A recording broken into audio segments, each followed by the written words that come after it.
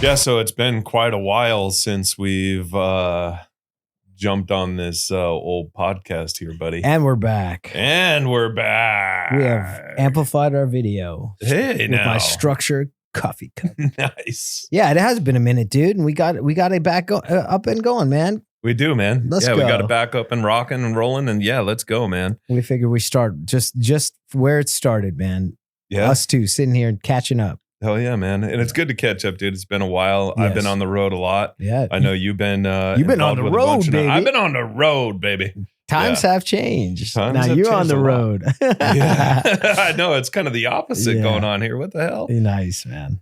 And I think times have changed in our world too, and I think with this particular podcast that we're doing, we're going to talk a little bit about those changes in our world, and we haven't really dove into these kind of realms before on this channel. We wanted to. Yeah.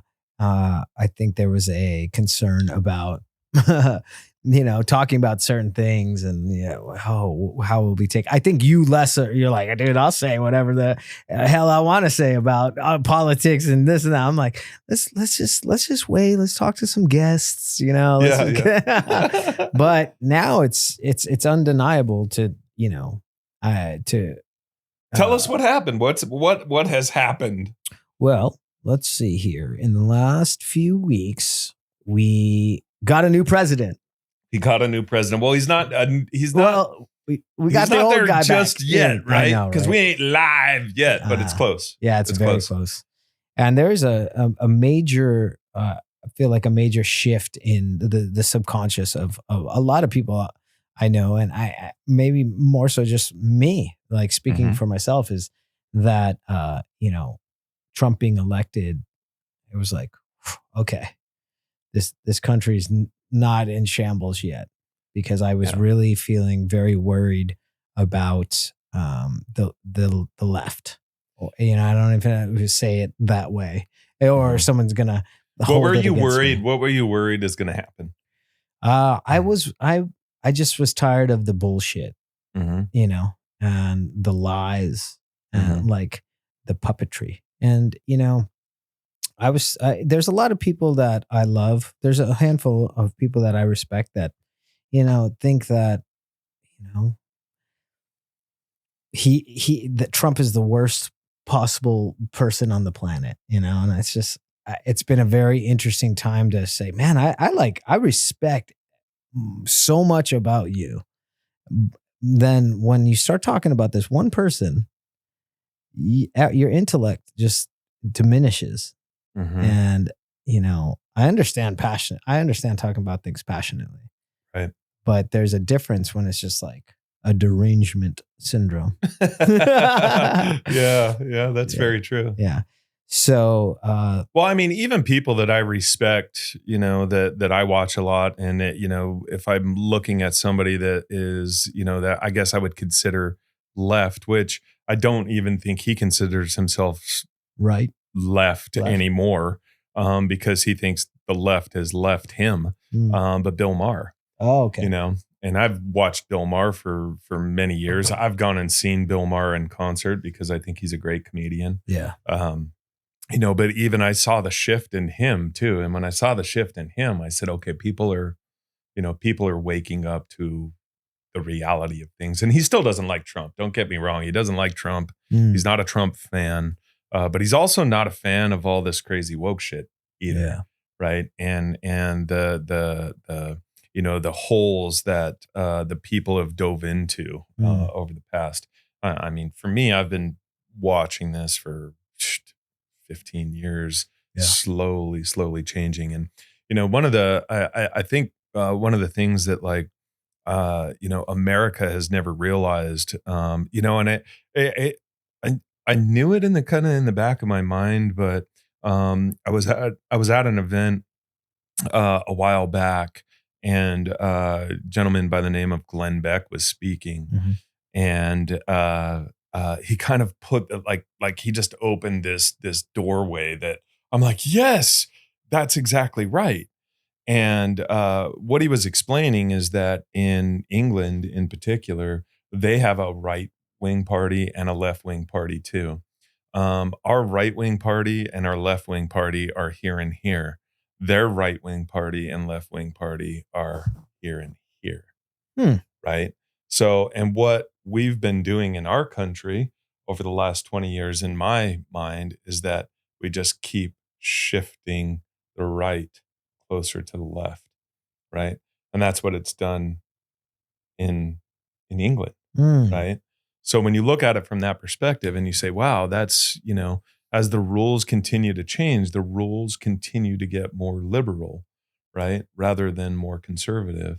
And I think that we finally have taken a step back to the conservative side because we don't want to be that far Yeah. to the left, Right. and that's what I guess gave me a little bit of solace when I started to realize that, especially after the election, Yeah. you know? Solace is a good word for it. Yeah. I was this is the first election that in my 36 years that I was worried, and it was Mhm. like on my mind. It was Mhm. like in my subconscious, like I But like what were wake you up. worried about? Like, what were you concerned? What made you concerned? Uh, Like, what was gonna happen? Was there an outcome you were worried about? I was worried that there would be some kind of mass upheaval Mhm. or some kind of blatant deception. Mhm. And because you look at a map of like all, it's just like the whole country is the red country. Mhm. It went red, Alex, you got a whether you map like of it or you not. got a map of the country Yeah, there? Yeah. and sure, not the whole country, the sides. Sure, but I Yeah, mean, even if you were to look at the blue areas that are reflected on this particular map, those blue areas, when you go into those blue areas, the majority of those areas are also red. So if you looked at like an overview of the popular vote, Alex, you would see that even excluding, I believe, California, you would see that the majority of the entire maps are completely red. yeah, Um, try to zoom into like Oregon there, just like you just did with Arizona, right? And you can see the blue areas and the red areas. Now, the blue areas are heavy because they're heavily populated.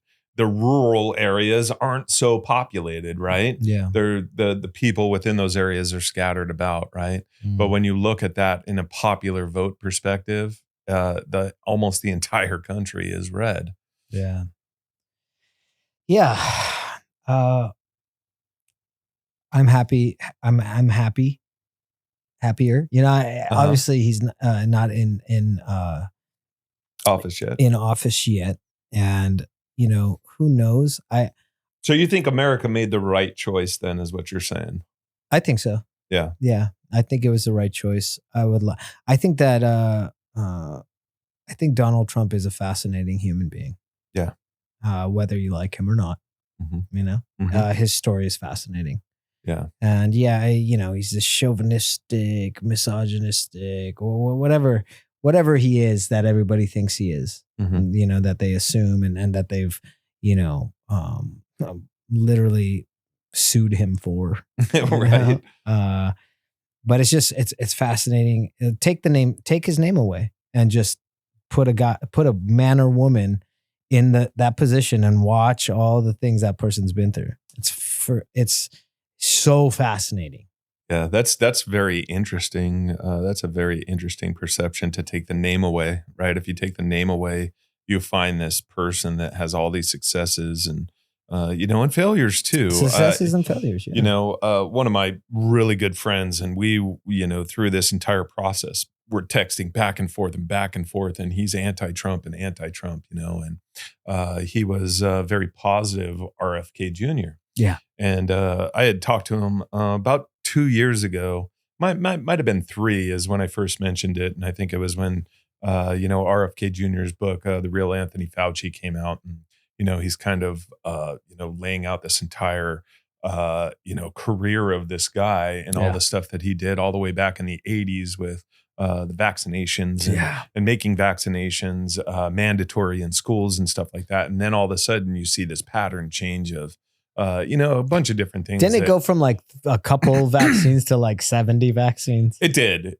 And I mean, not to say that there aren't certain vaccines that are good, because like the polio vaccine, right? It was a really good vaccine. And, it pretty much annihilated polio, right? I think I've heard that there's in Israel now that there's been a couple of pop-up polio cases and stuff like that. But for the most part, from what I understand, it's almost completely annihilated. But so I threw kind of in our group text with all my buddies from high school, I kind of threw in that, hey, check out RFK Jr., here's some interesting facts about it, blah, blah, blah. And, my buddy like really, drew into RFK, but he hated Trump.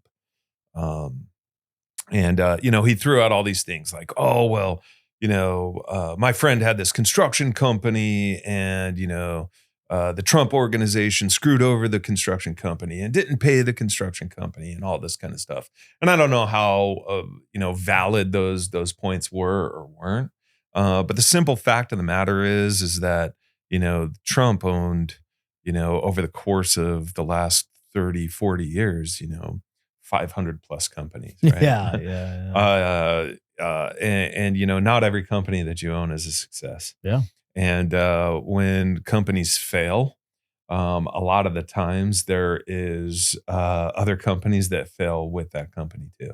And I've had successful companies and I've had failed companies. Mm-hmm. And with those failed companies, there was a lot of things that were around that company that didn't make it either, unfortunately. Yeah.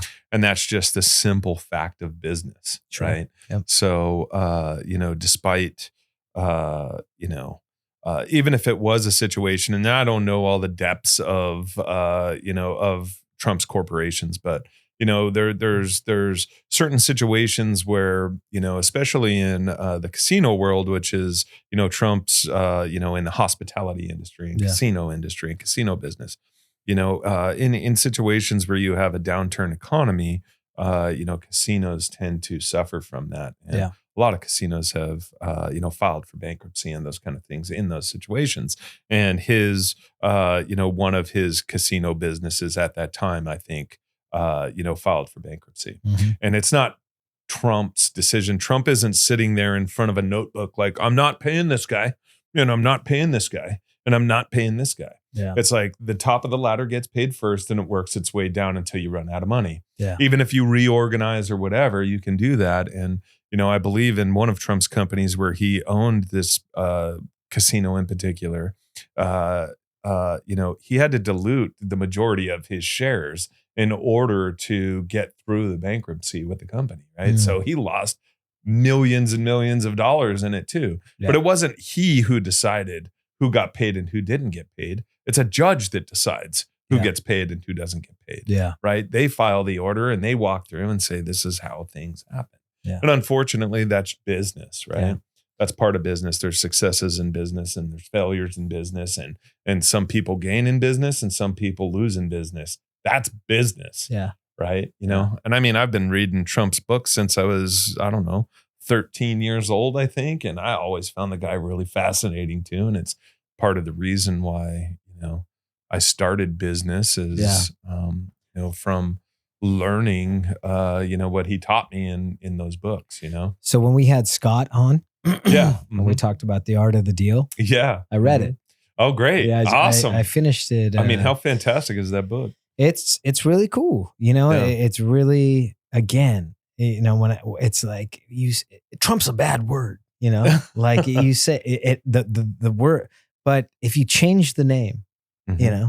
if you put The Art of the Deal by Barack Obama, all of a sudden, but all the words were the same, mm-hmm. you go like, whoa, man, that guy's a savvy, smart, sharp, cutthroat businessman. But like business, he's a businessman. Right. This is American business at its finest, and that doesn't mean that it's something like nice and loving either, all the time or not. All the time or not, and so, just from being an entrepreneur, and reading about it, I'm like, wow, this is really interesting where the guys come from. Mhm. And I remember Scott saying, you got to read the art of the deal. I'm like, all right, I got to do it. If you go to 3 books over from that one, that's actually the original. So yeah, right there. Right. So that's, with that's Tony his Schwartz. age at that time, right? Yeah, he's 40. Yeah. Yeah. Um, I tried to get the next one, The Art of the Comeback. uh-huh. I couldn't find it on Amazon, but I found it on Amazon for like $1,000. Really? Yeah. Wow. I think I have a copy of that book. It should be in my cabinet inside my in my bedroom. It should be inside one of my curio cabinets. You know what's interesting is that reading The Art of the Deal, Mhm. I understood you more. I understood you more. I was like, how obviously I'm not in the meeting rooms with you with structure, but I see how the massive operation and the success and the hardships it takes to, have structure where it's at. Yeah. And I'm like, man, this is how, like getting efficient and getting things done efficiently is like one of the most important to affect the bottom line, of any project. Definitely. Well, and it's funny how some things matter too, right? Yeah. I don't know if I talked about, the brass inside of Trump Tower. Do you remember reading that in The Art of the Deal? Which part? So the brass inside Trump Tower, they came to Trump and they said, hey, listen, it's costing like $1 million every quarter to clean the brass. Yeah. So we can save money by cutting costs He's like, here. nope. He's like, no way. Number one, there's people that are doing that job. Yeah. Every month. Yeah. And they're doing a really good job. Yeah. Keeping all the brass clean and polished in there. Number two, that's part of the mark of Trump and Trump Tower is that it's beautiful. Yeah. And all the brass in here needs to be cleaned and polished all the time. Yeah. Because that's what makes this place what this place is, right? Yeah. So there's some things that just by cutting costs doesn't make it better, right? Totally. And I thought that was important. The other really big thing that I gained out of that book is the importance of a handshake. Yeah.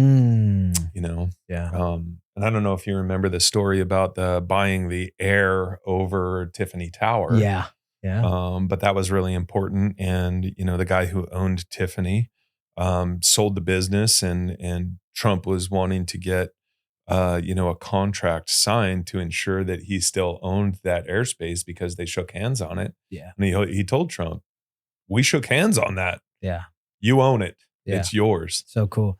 After reading, first off, New York City is absolutely, on all my touring when I got there, I was just like, oh my, this is something. The word is fascinating. Yeah, it's spectacular. Yeah, for it's sure. spectacular. Mhm. The real estate behind it, know. And I never but it's like all those buildings, all the business, it's like playing Monopoly and Risk and all the.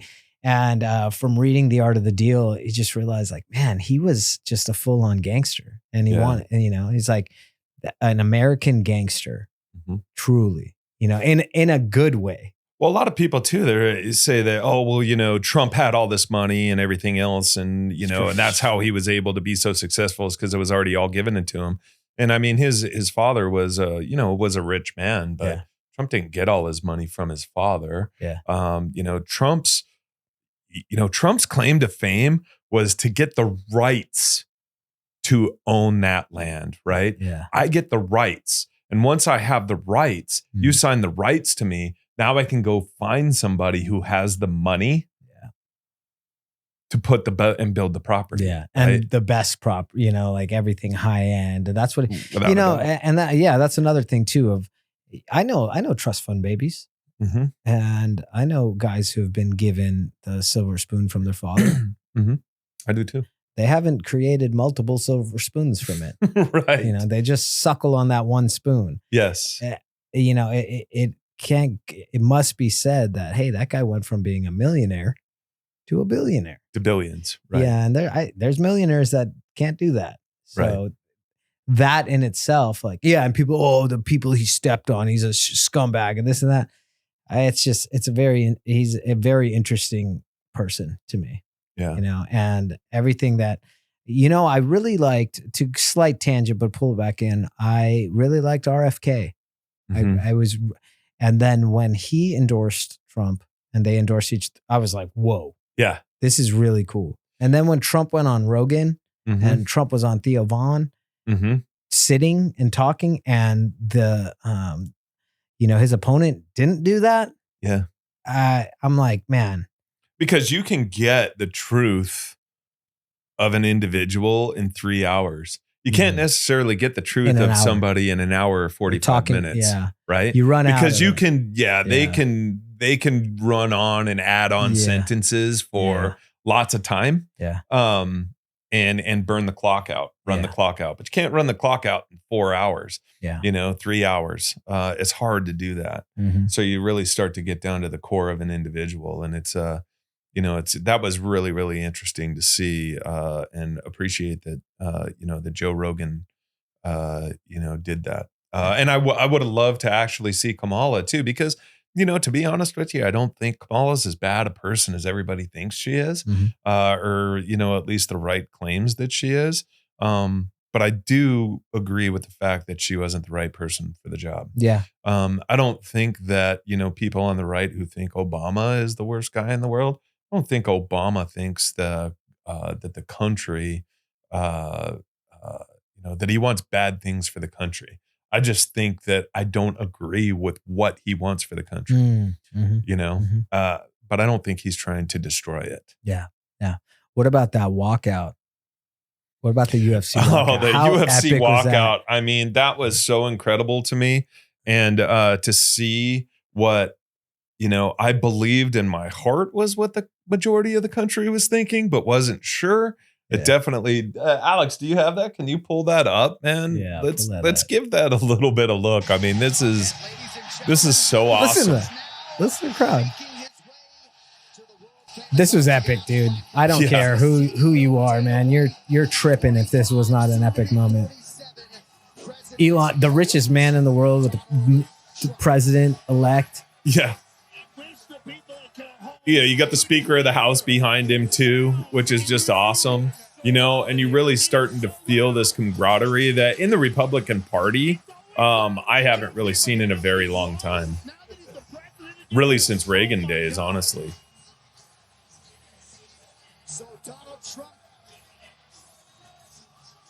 He went over and thanked Rogan, which was cool. Yeah. Yeah, I thought that was really cool.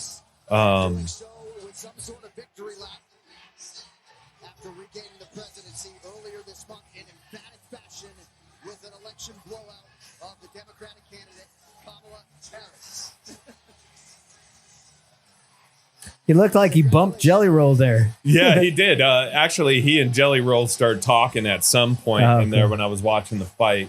So yeah, because I think Jelly Roll was sitting directly behind him or diagonal from him. He bumped Jelly's roll, dude. Cormier, you know, I mean, it's like everybody respects this guy. You know what I mean? These are some of the most talented fighters in the world, you know, and to see their respect given to this guy, I just thought was absolutely incredible. Yeah, John Jones, after he knocked out Miocic. Yeah. Pulled up on him. It was cool, man. Yeah, that was cool too. Do you have Bones this was Bones a fun Jones dance? This last weekend was a fun fight weekend for sure. Epic. Yeah. Yeah, that was and watching the NFL football players rolling the dance too. It's like, yes, this is what it is right here, right? It's like, yeah, that's right. The Trump dance, baby. I mean, we went in and voted with my family. And after we got out of the vote, that's what my family all did was the Trump dance, and my daughter had to, put it on social media. It was just like, That's fun I mean, though. and now to see like the country's coming together. This is bringing the entire country together, and I understand that Let's the get left might be a yeah. little bit upset and Yeah. downtrodden People are very and fearful. sullen. And, There's certain people who are extremely fearful at this right now. yeah, And you can't. Hey, I'm an emotional guy. Hey, you're genuinely emotionally distraught over this. yeah, I don't agree with it. I think you're going to be okay. yeah, But it's also like one of those things where you got to let someone cool down. yeah. And so I'm hoping for my friends that I care about that are distraught, like just wait, And, Give it some time. We Give could, it some time and give it a chance. who knows, man? Like we're sitting here talking like, yeah, we don't know. We don't know. It could go. What happens in January and a year from now, everybody's like, oh, That's right. That's right. But at this moment in time, I definitely, I feel like I can focus on other stuff now. Mm-hmm. Like I think we had a conversation where I was like, dude, I'm off of social media. Like I'm off of social media right now. Right. I'm like living my life, not on social media. As an artist, that's tough to do. Yeah. Because now if you're not you're kind of dependent conquering on it, right? your social media, you're not that good of an artist. Mm-hmm. And I'm like, plays such an important role these days, huh? Yeah. And I am so much what's happier. the reason why you dumped off of it? Somewhat of a dopamine detox, and wasting time on it, and also just not getting what I could get without it. I'm not getting from it what I could just go out and get in a book or in a workout or in a meditation or in, fellowship with my friends, or in, jamming, creating music.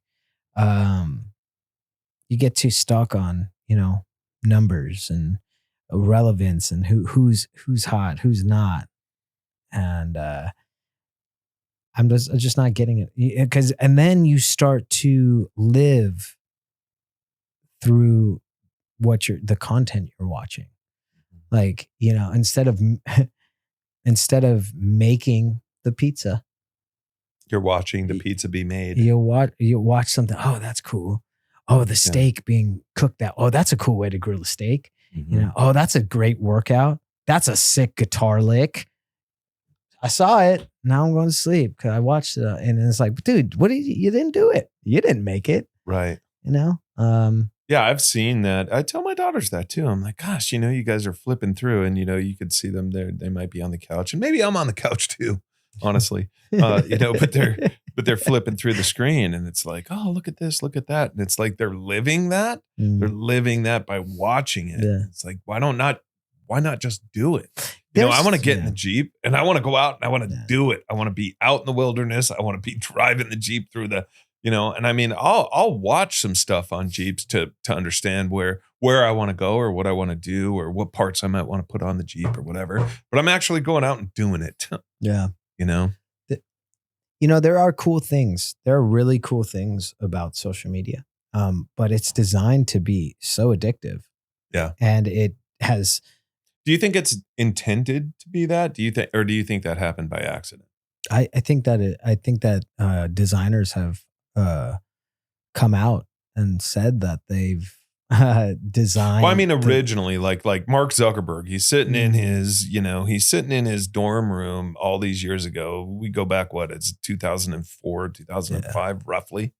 No, dude, is he sitting in his dorm room like, how am I going to get these people addicted to it? No. Or is he like, how am I going to create this thing? And then he created this thing and then he's like, okay, now I got to figure out, because I remember going back to like, 2007, it was like, okay, well, everybody understood that Facebook is going to be something, but they didn't understand how it could make money. Mm-hmm. Right. Yeah. And then they figured it out. And that's when I think as soon as how are we going to make money off of it thing happened, that's when they started to create the addiction to it. Yeah. Yeah. Right? That sounds about right. Yeah. it's still great though. There is importance to it. Mhm. And it's important for me to not avoid it Mhm. because that just means that it has a control over me. Right. I have to take it off of my phone because I will find myself like, like a cigarette. You have to take it off your phone. I take it off I delete the Wow. apps off my phone. Okay. Yeah, I've done that. Wow. It's been a couple weeks now. Really? After the rock and run. So you still have your accounts and stuff. I have my accounts, everything's but cool. you've deleted it off your phone. And you know what was really interesting is that the moment I did it about 2 weeks ago, maybe a little less, I immediately felt happier. Immediately. Wow. And that's maybe just my addictive personality with things where like I'm looking at guitar stuff. I'm looking at, how to drop shit. You get there's too much information. Yeah. Overload. Especially when I'm like a type of person I'm seeking more. I always want more. Okay. It's never enough. And social media is not, that's for someone with that kind of a personality. I don't think it's, unless you can be more intentional. And that was, we were talking, I've been talking to you while we're setting up and, I like this shot. That's a nice shot. Alex, go back to that other shot.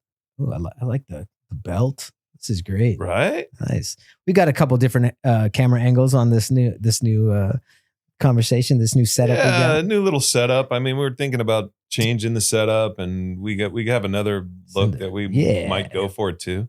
Yeah. Might even put some LEDs in here or something. Let's do it, dude. Right? Yeah. Yeah, it's cool. Yeah, we got to change it up a little bit, make it fancy. Yeah, a little fancier. We're having fun. The intention, to be intentional is something that I'm becoming so much more aware of. Had to slow down a little bit. Injuries and sickness will do that to you. Yeah. Slow you down. Yeah. I think one of the beautiful things about COVID is, as odd as that sentence sounds, is that we were able to slow down again. Yeah. I know for you slowed down a little. It was a trip, where like you were dealing with a lot of stuff during COVID. But one thing is like you got to slow down, at least to a certain degree. For me, for certain people, see. I missed all of that. Really, you were saying, right? Yeah. It's like a lot of people like, I'm going on vacation. I don't think you would have liked it. I'm going to do this vacation and done all this stuff, and I was like, man, I wish I would have had that opportunity to do those things. You would have probably gone camping more. I would have. Yeah, I would have jumped in the RV and I would have been. You gone. Guys would have been. I would have been gone and just driving around the country until, and I don't have that opportunity right now because I have too many responsibilities. Got a lot. I wish I could just take a month off or 2 months off and just I think I'd need two or maybe even 3. Yeah. I wish I could just pause it again and do the 3 and then come back and get back into it. There's too many responsibilities for me to do that. Yeah. The most, and we have great people at Structure and they're super responsible and, they know how to handle things and take care of business and do all those kind of things. But they ain't you, brother. Well, I don't want to put myself on some sort of pedestal that, nobody can do what I can do. Because they can handle the job and they can do the job, but I think it requires the group of all of us in order for the machine to run properly. Yeah, that makes sense. We all have a role to play, and that role is, it's important that we're all playing it. And each of us can leave for a couple of weeks, and it doesn't have too much of an effect on it. But if one of us is gone for a long period of time, it's going to start to have an effect. Yeah. Right, where that person either needs to be replaced, or come back and be put back into the position. Yeah. I think deep down inside, I really like. It's an interesting thing. I'm very extroverted. I want to make a difference. I want to make an impact. I want to help. I want to rock the F out. Yeah. I want to enjoy life, bring people together. I want people to hear me. And then there's this like really other side of me that doesn't want any of that. That wants like, disappear is a weird word, but Okay. like just I do want that too. to unplug. Yeah. I want to unplug, Yeah. and that's an interesting, that's a very, it's a cool thing though, man, because when I understand that and I respect it and I love it and I don't try to hide from the fact that, hey, this is a part of you. Mhm. It's helping me bridge the gap to where I also have these realizations of, dude, this might sound cocky. It is to a certain degree, but I miss being a rock star. Mhm. I miss being I miss playing. I miss, Mhm. and like we do our things, but man, I look back on the good stuff that we've been through and the things that we've done, Mhm. and like, man, we've done some really cool stuff. Yeah. We've done some amazing stuff. And of too many times, I think artists want to get back to where they were. That's Mhm. not the thing, though. But to get to the place that you deserve to be now, with that mindset you had then. It doesn't have to be the same thoughts. It Mhm. doesn't have to be the same experiences. But if you can tap into the mindset before all the bad stuff happened that got you away from there, dude, that's Mhm. where it's at. That's where good stuff can happen. Mhm. The mindset that I had when we were playing festivals, Rock on the Radio, the bus, guitar techs, that I don't know if that was the best mindset, but parts of that mindset Mhm. and that experience and the energy. Well, you were feeling the success at that Yeah. time, so the success is kind of feeding back out, Yeah. right? And as that success kind of continues to grow, you're kind of growing with it. But, a lot of the times I think, um, specifically with you guys, is sometimes you kind of like were kind of drifting off and like leaving where, you needed to kind of stay in that. It's almost kind of like, you have this air pressure that's shooting straight Yeah. up and Yeah. you need to stay in that air pressure. So you're floating up, but you guys like float outside of that and start to drift down. Yeah. Right. And then Yeah. get back into it and float back up. Yeah. Yeah. It was interesting to now kind of sit back again with what happened with the election and what Mhm. the energy of everything is kind of just like, okay, uh now what's next? It's nice to get off because I was on uh social media a lot looking at political stuff, Mhm. everybody's opinions. Yeah. Whew, man. Made me sick. Yeah. You know? Made me sick. Uh, Sick because you didn't like those people's opinions, No, I or think sick my because immune, like my levels, just because uh-huh. you're just like thinking and you're wondering and you're speculating all these, you know, Yeah. and man, whoa, I tell you what, after the election night, I went to bed and slept like a baby. And it wasn't because my candidate won. It was really just the relief that the anticipation of what was or wasn't going to happen happened, right? Good or bad, it was over, right? And so now we get to move forward. And dude, we are I've been unburdened. waiting for that situation to happen for a very long time. And not that my candidate of my choosing won, but just there was a resolution. Now you're unburdened by what has been. I'm unburdened by what has been. Yes. Yeah, without a doubt. But then What I'm uh not gonna miss is the Biden press, like hearing him. I feel like everybody felt stupid. Like mhm. Democrats, Republicans, everybody as Americans were like, "This is effed up." Yeah. Like watching this, and the fact that I don't have to watch that anymore because I felt like it was elderly abuse. Yeah. Uh, that was one of the things. It wasn't Yeah. even. Yes, it was how it went, but also the fact that look, it's not.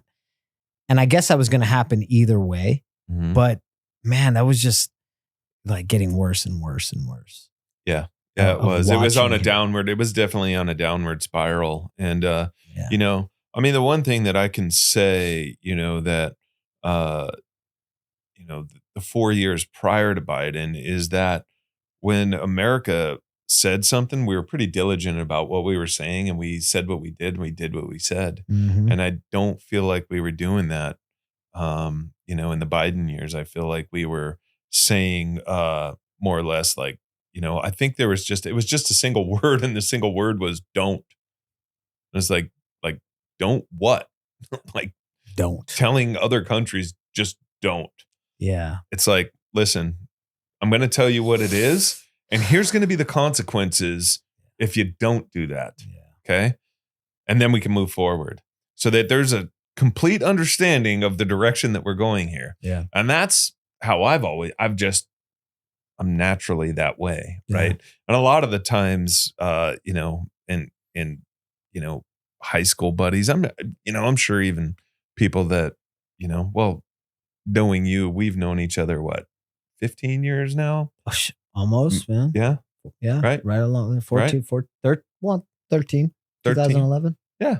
Yeah. Yeah. 2011. Yeah. So, I'm pretty straight up at what I say, and not a lot of the times people like what I have to say. Totally. But I'm Yeah. not going to bullshit you. I'm going to Yeah. tell you the way I feel. Yeah. And you can take it the way you take it. Yeah. You might not like it, but at least I'm honest and upfront. Yeah. And I feel like that with Trump. Yeah. Whether you like it or not, you're getting what you see. Exactly. There's no facade. Yeah. There's no facade in that at all. I like that a lot. Yeah. Even if you disagree with somebody, you can see that, hey, we disagree. It's not like, hey, we're going to say something right now, and then you're going to walk in that room and it's going to be something completely different. And who's to say, hey, in business, you got to do things. And who's to say that Trump doesn't do that to a certain degree in certain situations? You got to play your cards close, like poker. Yeah, you do. But I think more so than his opponent, it was straight down the line. Again, well, I think she was playing wherever she was at. She was playing the card for that particular area. It's like she's saying one thing on this side for when she was in front of the union folks, and then she was saying this over here when she was in front of other folks. Right, and it's just appeasing the audience. Do you think it was their race to lose? Like, do you think that? Or do you think that red wave that happened or it was just like, I feel like they fumbled a lot. Honestly, I do feel like they fumbled a lot, but I honestly think that there was some higher power that was involved in this whole situation, right down to the assassination attempts with Donald Trump. And I mean, I was watching that speech live when it happened. We were texting. Yeah, I think we might have called each other, dude. I think so. Yeah. Woo. And I'm like, I really thought that they had killed him right there. And when he stood up, it was pretty amazing to me. Yeah. It was really amazing. I was like, wow. Yeah. He literally just escaped death right there. Yeah. And I still wasn't sure until they really walked him out and said that, like, he's okay, dude, and everything is good. Just strip away the name and look at the story, and it's so fascinating, dude. It really is. It is crazy. It really is. I think it was divine. I think that whole situation, this whole thing, all happened for I that's just my personal opinion about it. I think it was really meant to be. When you start reading, and I've mentioned this 100 times, but I haven't read all of the Bible, but the kind of things that you do, there's little stories and little snippets in there that, like, it's kind of following this path, and it's always like, good is always going to defeat evil. And for some reason, I just feel like, Trump is part of that story. I don't know. Yeah. It's proving to be, man. He's about to be I think it's really cool that, let's say there's a president who was president, the country went a certain way, and then was stripped of that title, and then comes back. It's like, dude, you're gonna do things better, instead of the 8-year scenario, where it's like, let's just keep elongating our BS the 8 years. Not to say Trump didn't do some BS when he first came in and hired wrong guys and pulled people in, did stupid. Well, sure. He listened to a lot of Yeah, people in yeah. his first term. He listened to a lot of people that he thought he could trust. And those people that he brought in that were recommended to him were not the right people. Yeah. And I think it took him a little while because he's like, oh, wow. Yeah. Politics is not business. I thought politics was a lot like business, but politics is a lot more cutthroat than business is, right? So I think he had to do a lot of side shifting, and I think he didn't realize a lot of that stuff until he was almost out of office, right? And now you see him coming into office, and I mean, he's got a lot of his cabinet picks already in line. He's a very organized guy. Yeah. He's got, and you're seeing like this, I mean, in the way that the way that me and my buddies explain it, and going back to the guy who was like, I wanted RFK, and I don't like Trump, blah, blah, blah. And then all of a sudden RFK is now on Trump's side. Elon's now on Trump's side. And he's like, shit, man, now I have to vote for Trump because now my guys are on his team too. Crazy. And I'm like, I'm telling you, man, I'm telling you. Yeah. This is the way that things are going to go. Nice. And now he's like, okay, man, I'm following you. He voted, and voted for Trump. And we're talking about this at the John Bones, Jones fight. Yeah. Hey, man, like, look at this is like a dream team. It's like watching the dream team from back when it was Michael Jordan and Scottie Pippen and Dennis Rodman and Isaiah Thomas. And you see all of these people that were on this Olympic basketball team. Yeah. And it was the first time that professional athletes were allowed to play on the basketball team. And that's what I see being put together right now. Yeah. I mean, I can't, Alex, pull up some of the picks that, that Trump has on his team now. Do you have any of that? You have any of that stuff that I mean, it's absolutely amazing. The people that he's putting on his team. Can only hope, I feel more hopeful now. Yeah. That, there's like a correction. I think there's it was like, there's always going to be a correction. And now right? there's like a correction taking place in just society. Focus on your business, focus on your family, focus on being like, how can you make your country better? Yeah. Rather than tearing it down to rebuild it. That's not the way you make it better. No. Like, how do you fix this band? Oh, let's rip it apart and rename it and change all the members and play completely different style of music. No, because then the band's it's gone. Right. Right. Even watching like Vivek, right? And I was a big Vivek fan too. Same. I liked him. Because I was like, okay, if for whatever reason Trump, didn't make it through. I was a huge Vivek was kind of like my second position. And he's also part of the whole situation, right? It's like, wow. Marco Rubio, I loved Marco Rubio, and he's Secretary of State, right? And it's like, he's the nominee. These are all nominees. Of course, they have to be pushed through the Senate has to vote them in, or appoint them. What is Ramaswamy's? So Ramaswamy is with Elon, right? So they're part of Doge, right? Yeah, they're part of Doge, which I thought was another interesting marketing position. Are you aware that Doge is that crypto? Yeah, it's a cryptocurrency that was created by Elon, right? And that it just so happens that those are the initials of this Department of Government Efficiency. He's just so smart in those little things. That the Tesla is S, the X, and the Y. Yeah. Sexy, right? I mean, he just has these little connotations that you don't realize till you realize them. But I thought that was incredibly interesting. Yeah. Watching Elon's interviews with I like Elon. That's the thing. Like Elon, man, you fought for this censorship thing. You put up a lot of money. Yeah.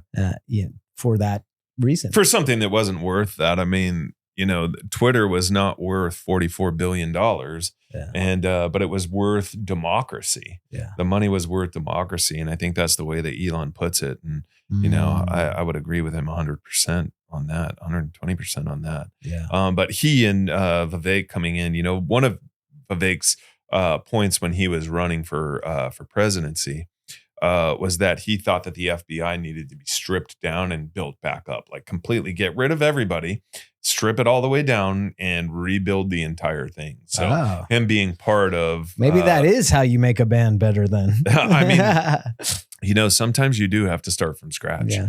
And I mean, in our company, unfortunately, we had to start from scratch after COVID. Yeah. And it wasn't something that, I wanted to do. It was something that I had to do. A lot of the people that were in our industry left our industry. So we had to start from scratch. Mhm. But the great thing about COVID too, and this happened in 2008 in our business too, is that, you start to get real fat on everything, right? And it's like in 2008, when, our economy just tanked with the housing market and everything else, right? And these banks had to have all this government money infused into it. For us, it took about 8 months to hit the trade show business. And so one of the things that we started noticing was like, dude, we spent $44,000 in ink to print paper, right? Not ink for printing graphics and everything else for exhibits and trade shows. We spent $44,000 in office supplies and ink. Whoa. Right. And it's like, okay, we need to cut back on that. So it allows you this reset to happen and start to really focus and hone in on the things that you need to improve in your business that weren't working, that were soaking up dollars or soaking up efficiencies that you didn't realize, right? Yeah. So it gave you the time to do that. That's what COVID did for us here too. It gave us that time to kind of refocus and really understand the things that weren't working in our business and how we needed to change our business and refocus our energies in different directions and put people in different places and move things around a little bit. And quite honestly, we're still doing that right now. There's still changes that we're making right now in this business that we're looking to make more efficient. In the back, we had a few guys in the back that we're kind of bringing down other individuals in the back. Yeah. And as soon as we got rid of those two individuals, wow, the back completely changed. Yeah. Right. Bad apples, man. Bad apples. And sometimes the bad apples, they'll sour everything. Oh yeah. Dude. Right. So, and if you don't realize where those bad apples are and you don't fix it, it can bring everything down. So we were able to focus. We saw what was going on. We put our binoculars on, right, and we looked into things, and we got rid of those people and refocused the energies. And now it's doing great again. It's awesome. So it's important to see that. I think that's going to happen here, hopefully. Yeah, I think that's going to happen definitely in our government. What's really funny is that I feel like the best speech that I heard Kamala Harris do was when she conceded. Mm-hmm. I was like, wow, this was you sound really great right now. Here's the thing that I didn't like about that speech. I didn't like that she wanted to continue to press on division. We're not giving up this fight. Yeah. We're not giving up this fight. And I think that if you play that back, she probably said that 30 times in different ways. Right. Don't give up the fight. Don't give up the fight. Don't give up the fight. Don't give up the fight. Instead of trying to bring everybody together, it's time for us all to come together. And when Biden won in 2020 and he gave his inaugural speech, that's what he said. It's time to bring everybody back together. Now, granted, I don't feel like he did that. I think he created more separation. But in essence, that's what we need to do. We need to bring everybody back together and stop talking about this division of everything. Right. Should defy division. Defy division. Yes, sir. Man. Yeah. you know what's funny is like hopeful. You know what I was hopeful for, and sadly mistaken Mhm. was the Tyson Jake Paul fight. Oh, dude, I know. I mean, my boy right here. Where is he? Right there. Bro, we were My watching it. boy, man. It's my boy, Blue. I heard you betting. Dude. And you're like, come on. It's like, yeah, me too, man. Tyson. Yeah. And then I was like thinking about it. And I was like getting hyped up. I'm like, dude, I got to bet more on Tyson. Yeah. I made 2 bets within the last 10 minutes before he walked out. Yeah. You know? Yeah. And I mean, in hindsight, I think we were talking about it a little bit earlier. I was like, shit, man, I should have really just bet on Jake Paul. Well, so I wouldn't have been so upset Yeah. when Mike Tyson lost. And not just that he lost, but he shouldn't have been fighting in the first place. And Yeah. Alex, do you have any of that content that you can pull up for us? Specifically, I watched a video the other day, and it was Dana White talking about the fight and talking about Tyson. And, I didn't realize, what dire straits Tyson was in when they had to postpone the fight in the beginning. Yeah. Right. Because they kept what I'm calling or looking at as propaganda now is that they're showing Tyson in training. And I think Tyson's original training, I'm watching this guy and I'm like, man, this is the guy that I remember, in the late 80s and in his prime. And I'm watching his training. And I'm like, man, this guy's unstoppable. I can't believe it. And I'm rooting for him because he's 58 years old and I'm getting older. And so, I'm rooting for this, like there is a chance, but I think I got drawn into this propaganda and this marketing ploy that, Jake Paul's, promotion company drew me into. They did a good job. They did a really good job, and I'll commend Jake Paul on wow. I mean, the guy definitely does know how to market. I mean, he's where he's at today because he knows how to market himself, right? Yeah. But I was disappointed because one of my idols growing up, let me down. Yeah. And I had this, geez, what is, let's read what Tyson is saying here. This is one of those situations.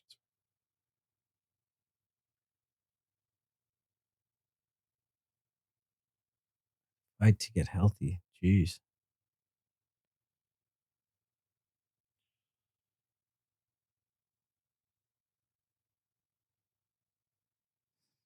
Yeah. That's badass. I did not know about the blood transfusions. Yeah. What a trip. Yeah. Dana White had mentioned the blood transfusions, and I didn't realize that either. But you know what? This should have been, brought to everybody's attention. And the fight wouldn't have happened then. I think you're right in that, but it shouldn't have happened. He shouldn't even have got out there. Too much money, man. Yeah. Too much money. It's the problem. That's Too the much problem. money. It tastes so good. Those zeros. Yeah. I mean, when we saw him, and you and I were watching the fight together, and when I saw him walk out at first, I'm like, okay, he's by himself. Man, the guy's just super hyper focused. Right. And I'm like, he's just by himself. There's nobody around him. He's hyper focused on this fight, blah, blah, blah. Then you mentioned, dude, that trip. When he tripped, I was like, oh, like there was just a weird feeling about it. Yeah. Like it was up, honestly, until that I was so stoked. I mean, I was like, knockout. He's going to get him. And when I saw that, it just didn't. Watch. I was like right over here.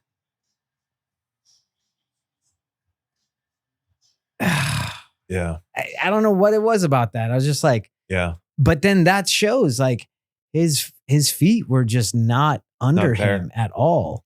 I noticed that I want to say it was roughly the second round. And I'm like, okay, he's got the knee brace on.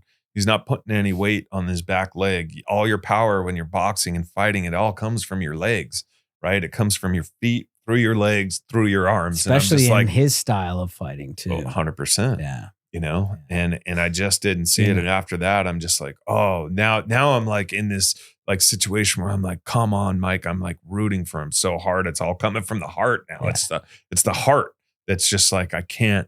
I think if you would have seen my face during the fight, I was just like, I just had like I was so worried for him. Like it was like not disgust, but like sad. Like, oh geez, man. Yeah. It was like when I would like watch Biden. And I don't want to feel bad for him. You know? I don't want to feel bad for him because he's a champion to me. And he still is. He still is a champion to me. But I don't feel like Mike Tyson let me down. I feel like Jake Paul and the hype around Mike Tyson let me down. Yeah. You know, and I have to, and I do, let me, you know, give credit where credit is due because, you know, Jake Paul did commend Mike Tyson. And I think that, you know, I think that Jake Paul's idol was Mike Tyson too. Yeah.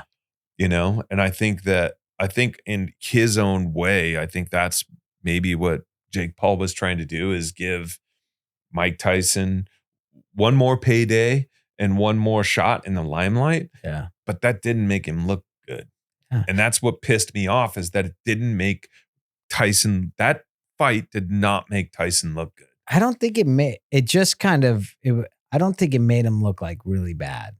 Like, did you see the Evander Holyfield fight where it was like, oh man, this is bad? Oh yeah. I think like it was bad only because we thought he was going to come in at a certain level. Right. It's not like my expectations were here because I'm watching this training shit. You know, bring up some of the training shit, Alex. Yeah. I mean, he looked, you know, but it's like Tyson still is a badass. It's just crazy that age is so real, man. Yeah. You know? I was texting you like after the fight, like it was just a nice reminder. I'm the best ever. I'm the most brutal and vicious and most ruthless champion there's ever been. There's no one to stop me.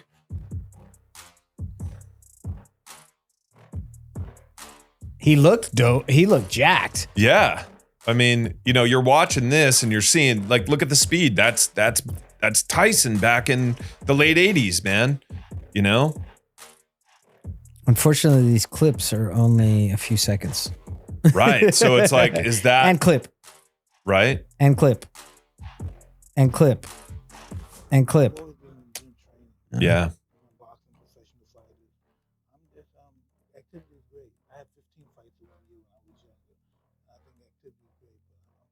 That was very exciting. You hosted a very lovely fight night.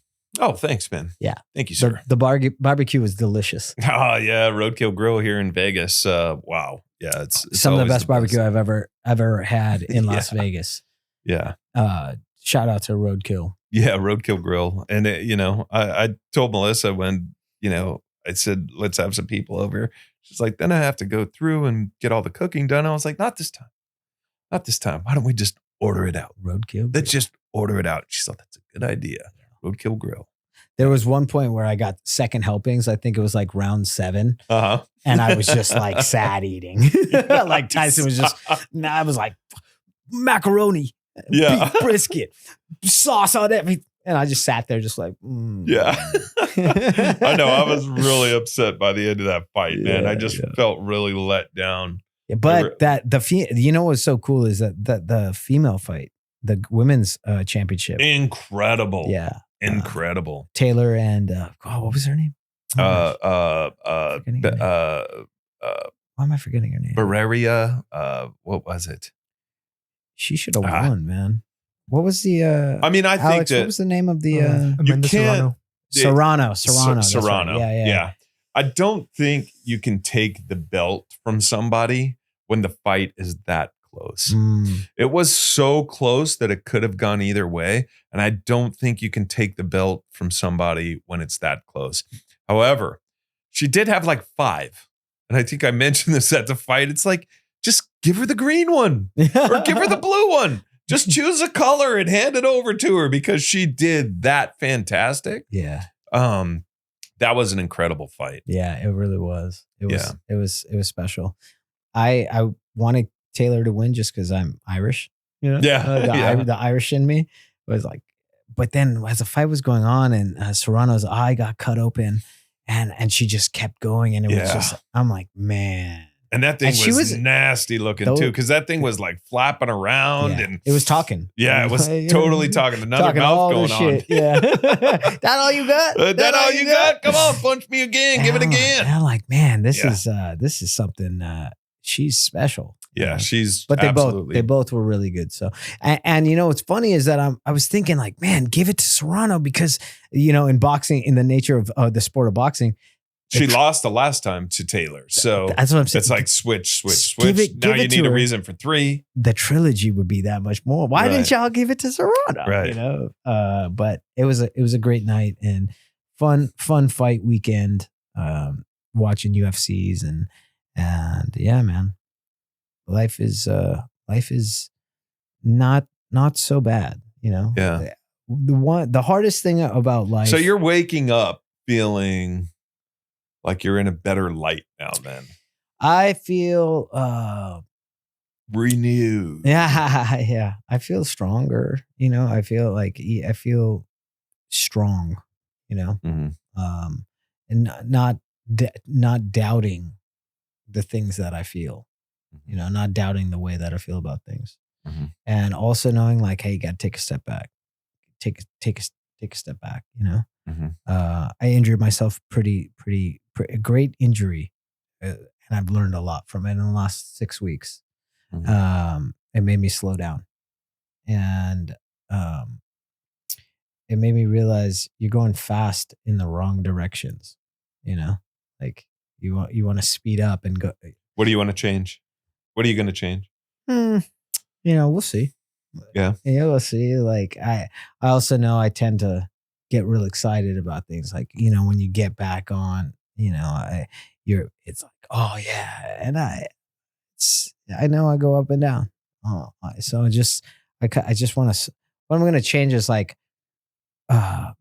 being more intentional with everything I do. In this life, there's a lot of distractions, you know, and like, oh, I want that. You want that. I want that. You know, and it's like, we just get distracted. yeah. You know? At least I get distracted with things, and slowing down has helped me say, hey, you know what, you can be just more intentional with your energy, because you know we only have so many heartbeats in this life, and gotta be more intentional with them. You know, Does this I guess newfound government give you energy that makes you feel like you could be more successful?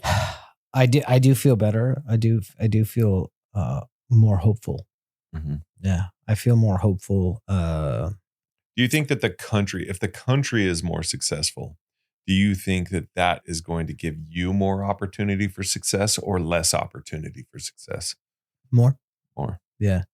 Yeah. I think as an entrepreneur and as a person who just tries to get their own ideas out with, you know, Life by Music, with the organization, I think that this government that we'll have here, it's better for those chasing the American dream. So it's opening more doors rather than closing more doors for people. I think so. Yeah, I think so. You know, and a lot of people are like, it's not the American dream, it's the American nightmare. I'm like, well, you know, I'm very grateful, you know, to be first generation American and to run an organization and to be a recording artist, and it's and to do it here in America. We've gotten so many opportunities. You know, our parents chose right. I feel like the country that they came legally came to. Yeah. That they legally came to. They made the right decision, and that country is that more so coming back around. Just to kind of touch on that situation, if you don't mind, your parents came from Pakistan. Your parents escaped from Pakistan, India. Yeah. Give us that little story real quick. Yeah. religious persecution's a mofo, Mm-hmm. you know? Yeah. And there's certain religions in the world where, you know, if you're the minority, you're not accepted.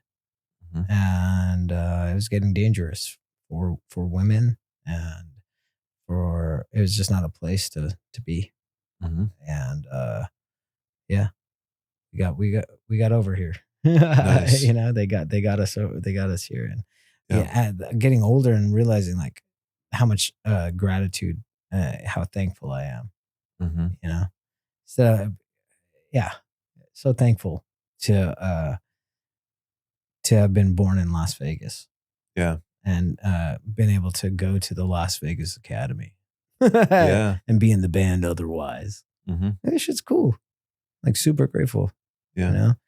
I've spent a lot of my time being angry about things, being Mhm. angry at people, and an injury will do you good, man. Yeah. It'll slow you down. Like I was telling you, like, dude, I didn't like going outside with my injury because I felt like, oh, dude, anybody could attack me right now. You know, Yeah. like these guys seeing me weak ain't gonna see me weak. Right. Yeah, I didn't like that, you know. But so I'm gonna stay in my nest. it gave me a chance to like back up and like, all right, time to strengthen up, boy. You know. Mhm. Yeah. And like, so I don't know. No, I thought that was a really interesting analogy. I've never looked at it, I guess, in that perspective. But and you know, I've gone through some injuries before. I mean, I guess when You went through a when I lot, was man. sick, when I was sick, I was like, yeah, all I want to do is focus on getting healthy. Yeah. You know, yeah, and I did for, I mean, yeah, for about just 3 straight months. That's all I was doing was eating right and exercising. And I mean, I could barely walk at that time. Bro, before, you were playing damn well chess with the Grim Reaper, brother. yeah. We're tickling that fancy for sure. That motherfucker put you in check a couple times. Yeah, he You're like, did. I gotta get out of I here. gotta get the hell out of here. I gotta think this one out. Checkmate. Yeah. Yeah, it was. Thank the Lord, dude. Yeah, definitely. Yeah. Definitely. So I'm glad to be back in this room. It feels good, dude. Yeah, it does We had a feel little good, bit of brother. time off. We had to take time off. You were traveling again. Yeah. And, you know, we had our rock and run weekend that we were focusing on. Was very successul, our 4th year. Yeah. That was awesome. Yeah, congratulations on that, man. I Thanks, was able to man. make that last night. Thanks for being a part of it always, you know. Yeah. Structure is a huge benefactor to the Life by Music, you know, mission. So thank you. Well, I think we got some things coming up too where we're going to talk about for Christmas and stuff like that, Yeah. for you know, giving back to the city and stuff like that. We So got to go clean off those trash cans, man. that's right. Clean Light off up- the trash cans. Melissa Light and I up were Las talking Vegas, about baby. it. And I think that's what, did you we know. call that the first year? Light up Las Vegas light toy it drive? up. Yeah. Yeah, man. That's Yeah. cool. Yeah, let's do it. Yeah. So Let's do we'll it. definitely dig into some of that stuff here in the next week and kind of figure some things out and how we can give back for the season for sure. Yeah. Well, man, thanks for again. This setup is just tremendous. Our guests who come in are like, whoa. Yeah. I didn't know you guys rolled like this. Right. Dude, that's how JB rolls. Hey, that's how we roll, man. Yeah, that's man. how we roll. And you know, We got more excited guests to coming. get some more. Yeah. Yes, to get some more guests coming in here in the next few weeks and start the next chapter in this podcast. Yeah, So, we're rolling. This is a new thing for us. We've got, you know, a couple thousand people on our channel now, so that's exciting. yeah, You know? yeah, it's growing slowly but surely, and more than we expected. And you know, I'm happy with the success thus far, man. So look forward to some more. Absolutely, Alex. Thank you, man. Thanks, Alex. Appreciate you much, man. And we will see you guys in the next go around. Because we ain't done yet. We ain't done yet. Bye.